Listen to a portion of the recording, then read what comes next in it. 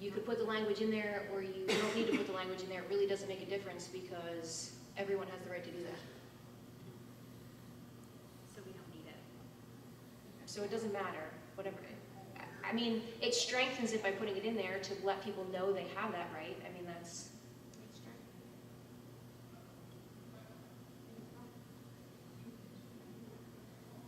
I don't know what you guys want to do. I can go either way on it. I understand the point that you're making. But that was a good point that you just said. If it strengthens it, let's go ahead and strengthen it. If it doesn't hurt us, it doesn't hurt anything to put it in there. So let's just go ahead and add it. Okay. Okay, thank you. And then on page 3 is the final comment, and this has to do with the order of business, our agenda for the meeting. So we just need to have discussion about whether we want to keep it the same. I know, Ms. Clemens, you had some suggestions. If you wanted to share those about what to put in there, or did you want me to summarize that?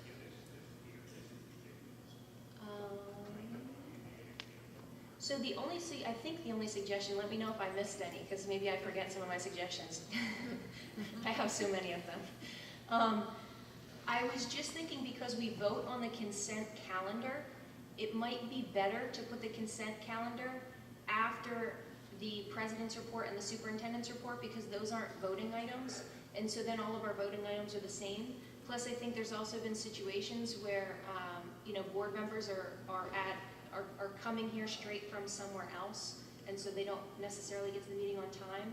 And then we have situations where they missed the vote on the consent calendar, but then they voted on everything else. And so if we just moved all the votes together, we would have less of that happening, and so maybe they would miss the informational stuff, but they wouldn't miss the important voting stuff, and most of that informational stuff they would have had prior anyway, prior knowledge of. It's more for the public's benefit.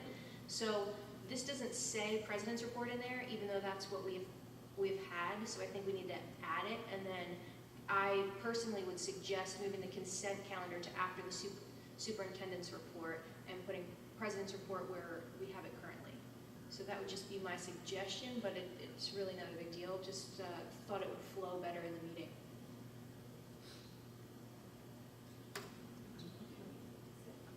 Just say that all over again. Okay, so How would you like it? right now we do the call to order, we do the Pledge of Allegiance, then we do the roll call, then we do student recognition. My suggestion, and then we do public comment. My suggestion would be that instead of voting on the consent calendar next, we would go straight to the president's report and then the superintendent's report, which currently is what we have directly after the consent calendar, so we would move those up. And this must be outdated because president's report has always been here, but so we just need to add it back in. But my suggestion was we push consent calendar to after the superintendent's report, because those are all informational items. And then the committee reports, that's where we're voting on everything that happens in each committee. So then we're putting the consent calendar and the committee reports all in a row, so all of our votes are in sequential order together rather than breaking it up with more informational items again. I just thought it made more sense to put all the information than the votes. Okay. But it's up to everyone else. And then the other thing that's not on here is new business. We've always had new business. I mean, I think there's been a practice here to not put new business on there so that people don't bring up new business. But the reality is, as you saw earlier in this policy, everyone has the right to bring up new business whether you list it there or not. So you might as well list it there because it really belongs there. So that would be my suggestion too, would be to put new business. And then if people have something they want to add, they can. And that would be placed before old business? Do you do old business first or new business first? What do you do?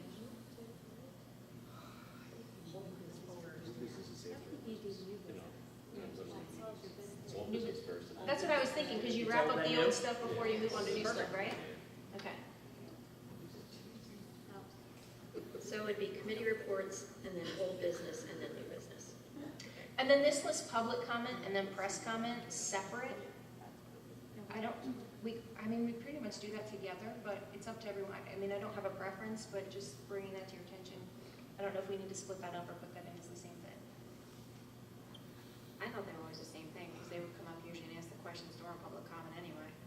I mean, I guess sometimes they say comments sometimes we've said comments from the press afterwards, and usually the press waits until community members speak first, so, I mean, I guess, but it's all in that same comment period, so. Okay, so let me get this straight. It's gonna go public, so it'll go public comment, then president's report, then superintendent's report, then consent calendar, then the committee reports, then old business, then new business, public and press comments on the same line, adjournment. Yes. Is this correct? I agree with that. I like that. Okay, thank you. Any other comments or questions about that policy?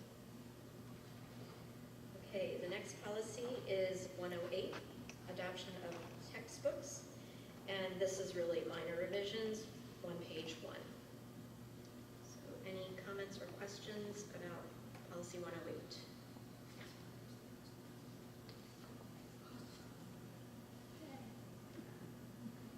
Okay, hearing none, I'll move to policy 246. This has been renamed School Wellness. It has just minor updates to the title and to the legal references. There are no updates to the content of this policy.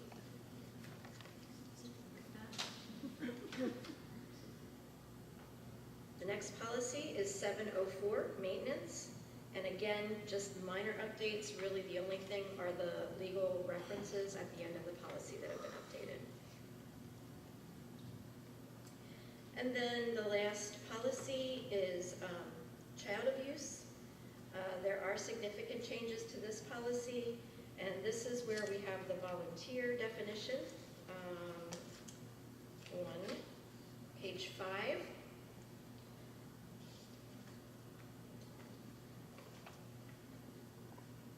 And then the other policy where we do have volunteer definition is 916, which is background checks for school volunteers.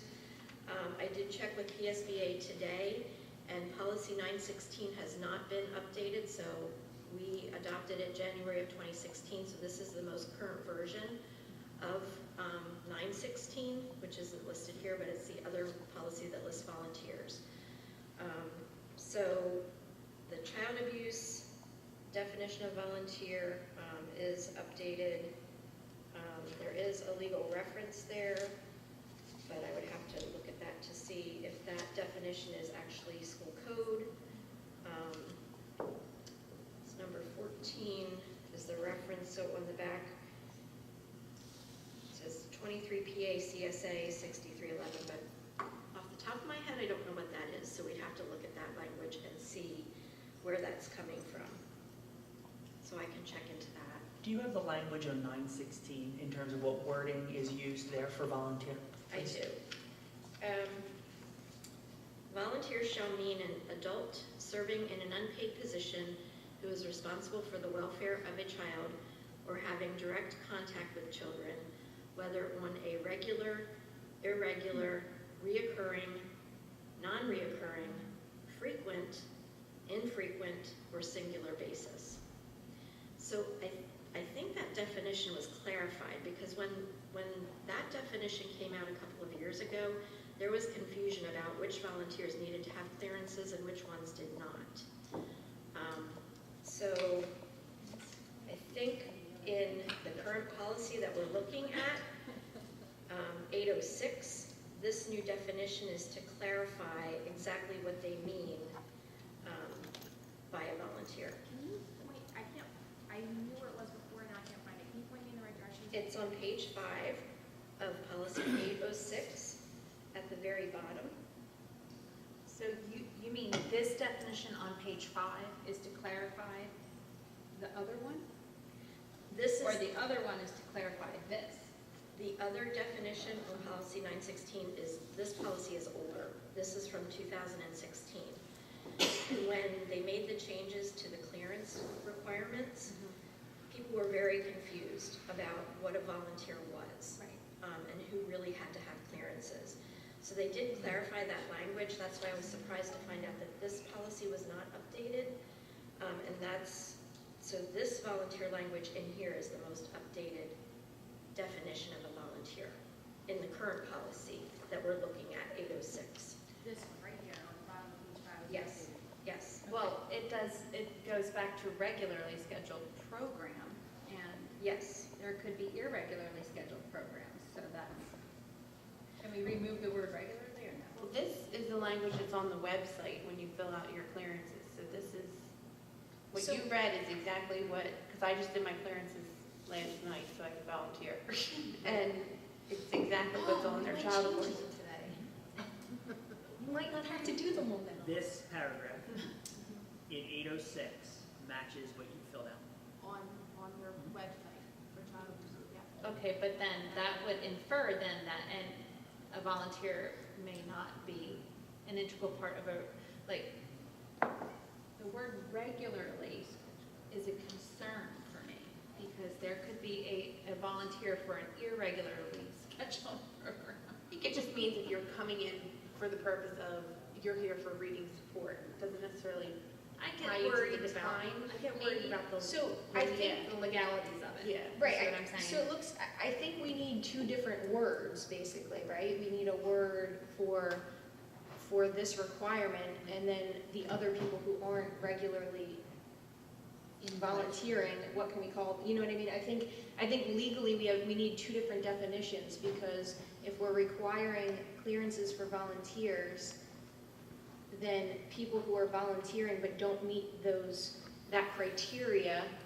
don't actually count as volunteers and don't require clearances, right? So that will kind of go hand in hand to what's going to come up on policy, on our personnel meeting, because one of the things that we're going to be looking at is what the state requires for clearances in comparison to what our policy requires. And so our policy requires more than what the state is currently requiring. And so what I would like to suggest, and it's going to be up to the board to decide, is that we lower, for the tuberculosis test specifically, that we lower our requirements so that we're in compliance with the state instead of above and beyond what the state requires. And so based on that, the definition would have to be, the definition of volunteer would be important, because in the language, what the state considers a volunteer means that you have more than 10 hours or more of volunteering per week. That's what would classify you as a volunteer and require you to get that test. If you are not volunteering more than 10 hours per week, then based on the law, you don't have to have that TB test. And if you are over the 10 hours per week and you are required to get the TB test, the law only requires you get it once unless you are exposed to it. So if you have any kind of exposure, you would have to get it again, but it doesn't have this 5-year increment on it. So that's kind of why this whole definition comes into play, because we need to make sure, and maybe we just have our attorney clarify what the language should be in both of these, so the volunteer language is specific and clear and in compliance with what we're doing, and then ask him what he would like us to do about classifying people who don't necessarily fit the criteria of volunteer. So then can this then refer to as defined, like could it say something like volunteer, blah, blah, blah, as defined by personnel? Can I just point out, there is a reference on page 6 Oh, good. of this policy, not exactly related to that, but it does say certification. It's about Oh, a little more than halfway down. Certification requirements for volunteers are addressed separately in Board Policy 916, Okay. which is the policy where I just read that other definition of volunteer. As I've been through training on this, because this has been for the last half dozen years, something that has hit every school district pretty hard in terms of what are your rules going to be for volunteers, and the law has been written. The two pieces they have repeatedly talked about that are in this definition with one exception of a word is they talk about regular contact And so that's that regular schedule. That has always been defined to me as those people who are routinely in your schools. So they might be your home and school board members. Those are the people who are, every time you ask for a volunteer, they say yes. And so they are there on a regular basis. It does not match that 10-hour definition. Ms. Banis-Clement talked about that as a separate piece of the law. And then the other part they talk about, which is that or has direct, I've always been told it's direct supervision with children, which is why I'm surprised that word direct contact with children is there, because almost anybody in a school has direct contact with a child, or at least the capability of, right? I mean, even if you're at a concert, you have direct contact with kids. And so I've always seen that as direct supervision, and they basically have defined that, the law has defined that as, do you have primary responsibility and care? Are you alone with that child? Think field trips, right? Think you are the ones walking the 8 around the Franklin Institute, and if somebody has to go to the bathroom, you help them with that to figure out how to go, and you wait, and the whole group does that together. The teacher is not monitoring all of that. As opposed to a person who might come in and be a mystery reader. If you are a mystery reader, the teacher is still in charge of the students. You are not in control of the classroom. You are not supervising the classroom. The teacher is not to leave the classroom during that time frame. And so that is that direct supervision, and those are the two pieces they talk about. So actually, this definition I am comfortable with, although the word contact and supervision are surprising to me, so I want to clarify that with the lawyer. My guess is, because that reference little 14 is there, is that language comes right out of the statute, which means I think we need to be very careful before we mess with a word to make sure that it's not, that we're allowed to mess with it. So I do think we need to go back to Mr. Miller with those questions. And I believe that we ought to consider that and then look at policy 916 to see whether we ought to adjust policy 916, because I'm surprised the state hasn't adjusted it, they've done the same. That if they've done this one, my guess is 916 is coming, because they define the same term a little differently in those two policies. And so that's a concern, but that's where we are right now in terms of their recommendations. I would suggest that we interact with this language, make sure Mr. Miller is comfortable with that, and then we will have to have a conversation when we get to personnel in terms of what does that mean for us in clearances, right? And because that's then procedural in terms of what we choose to do. That's not policy. The policy doesn't have to change for the second conversation. And so I'd recommend, if you're comfortable with that we go back to Mr. Miller, talk about that word contact, see whether we have an option to make that, whether that word is appropriate or not, and then check the statute and then recommend that for first reading. Thank you, Dr. Bolton. So this policy, after we get clarification, will go back for first reading. Okay. All right, well, I want to make sure, is the committee, the board, comfortable that if this wording is right out of the statute and Mr. Miller says, no, that's the wording we're going to use, that we put it on the board agenda for first read on September, that we don't bring it back to committee? Because there is no other content that we've questioned about this. So as long as he's comfortable with that, but if he's got a substantive change, then we come back to committee. We will not do that through email. We'll let you know what he thought, but we will discuss it publicly at a committee meeting. Okay?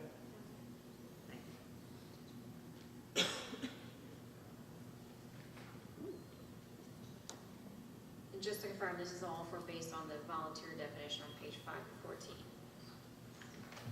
Correct.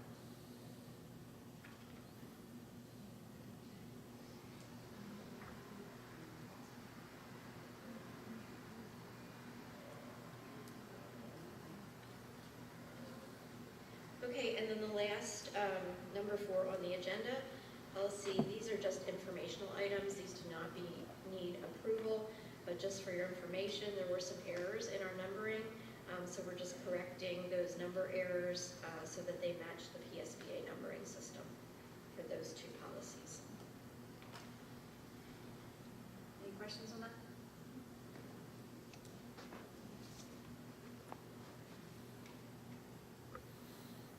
All right, so we're back at public comment. Any public comments?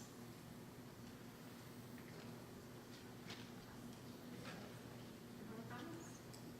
I have one, but I'll just make it, I guess.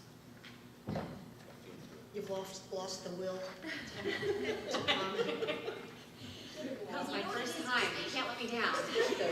I don't want to disappoint. I don't want to play favorites. Sue Furlong, West Rock Hill Township. You mentioned, and one of the reasons I hesitate is because I'm not extremely versed with the policy changes you made tonight. But you did make the remark that there was language coming out of one policy about child abuse, but not to worry, it was going into another policy. Did we discuss the policy that it's going into tonight?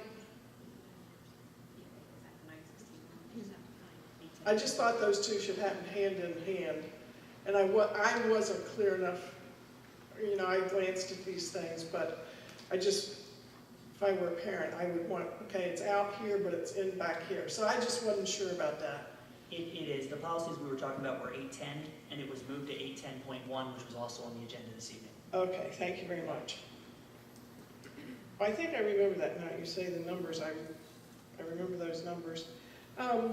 You were talking about wanting to know, you know, you have those two different definitions of a volunteer. I mean, this is just, you know, my opinion, but I would say volunteer like C1, meaning class 1, and then class 2, meaning that, you know, maybe class 1 is your regular person, and then class 2 is your more incidental volunteer. You know, I was sitting there trying to think of a synonym for volunteer, and I thought, oh, just make them two different classes, and maybe get a different color badge. So that's what I would do with that. I'm sure you guys can figure all that out. Thank you.